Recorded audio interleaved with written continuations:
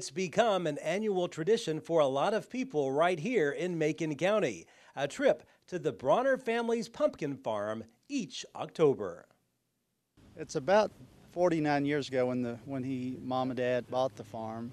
But about 20 years ago, Dad stopped raising tobacco. So he's just a natural born farmer. So he started raising pumpkins. So it's been about 20 years ago when he really started full time.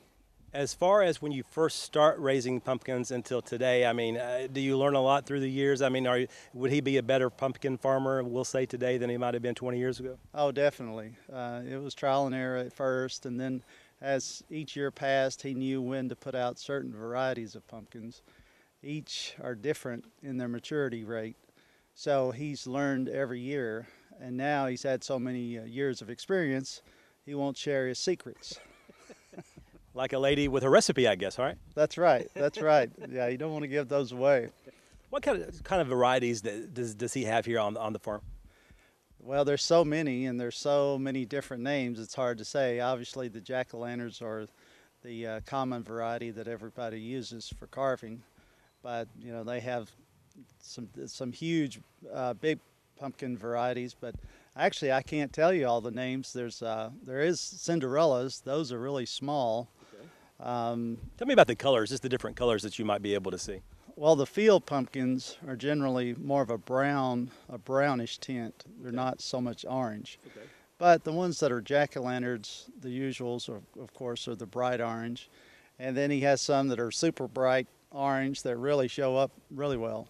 Now, when people come here and buy the pumpkins, do most of them get them for jack-o'-lanterns, or do some people want pumpkin pies, that kind of thing? There are some of each. The pumpkin pies, some people talk about making those, so they're looking for those. The field pumpkins work well for those. Mm-hmm. There's also some pie pumpkins. Okay. So it's a variety that has a special flavor, mm-hmm. a taste for the pies.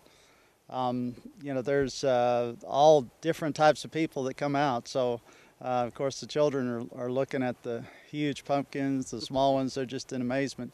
But there are a lot of different desires for the different pumpkins. This isn't just your dad and mom's adventure here. It's a family event, basically, isn't it? Right. The family tries to help out when they can. Mom and Dad are getting a little bit older, so they're not able to do it quite as much as they'd like.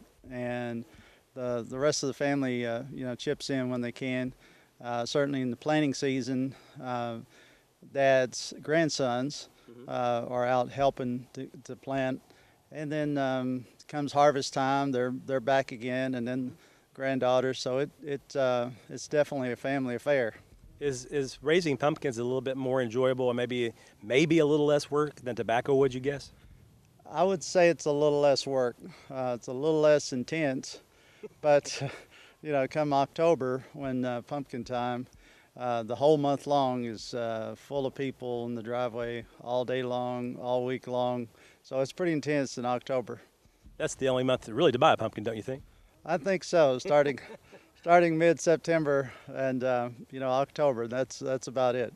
In addition to the pumpkins you've already seen, you can also buy decorative pumpkins. A family friend paints these pumpkins with familiar faces. If you've never been to the Brawner family's pumpkin farm, right now would be a good time to start while the pumpkins last. The address is 1234 Union Camp Road in Lafayette. Reporting in Lafayette, Barry Hyatt, NCTV.